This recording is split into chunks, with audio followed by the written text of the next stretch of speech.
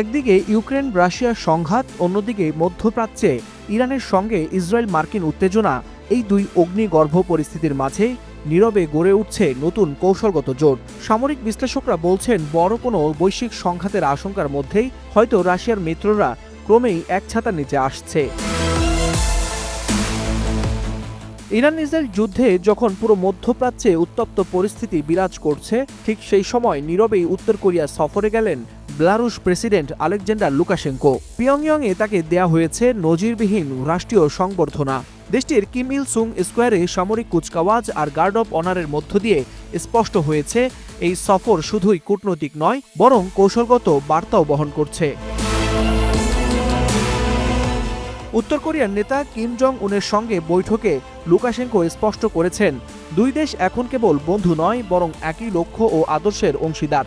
বৈঠকে সামরিক, অর্থনৈতিক ও প্রযুক্তিগত সহযোগিতা বাড়ানোর বিষয়ে একাধিক সমঝোতা স্মারক স্বাক্ষর হয়েছে।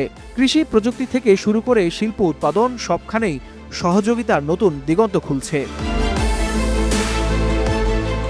পশ্চিমা নিষেধাজ্ঞার চাপে থাকা এই দুই দেশ এখন স্বনির্ভরতার পথ বেছে নিচ্ছে।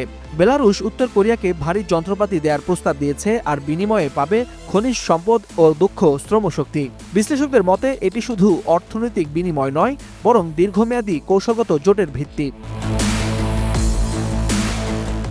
একদিকে ইউক্রেন যুদ্ধ ঘিরে রাশিয়া ইতিমধ্যে তার মিত্রদের সক্রিয় করছে, একই সময়ে মধ্যপ্রাচ্যে ইরান ইসরায়েল উত্তেজনাও বিশ্বকে নতুন করে দুই ভাগে বিভক্ত করছে। এমন বাস্তবতায় লুকাশেঙ্কোর এই সফরকে অনেকেই দেখছেন বৃহত্তর এক যুদ্ধ প্রস্তুতির অংশ হিসেবে, যেখানে মিত্র গঠনই প্রধান লক্ষ্য। ওয়াশিংটন ও ব্রাসেলস এই ঘটনাকে গভীর উদ্বেগের চোখে দেখছে। তাদের আশঙ্কা, রাশিয়ার প্রভাব বলয় আরও বিস্তৃত হচ্ছে, যা পূর্ব ইউরোপ ও পূর্ব এশিয়ার নিরাপত্তা সমীকরণকে নতুন করে চ্যালেঞ্জের মুখে ফেলতে পারে।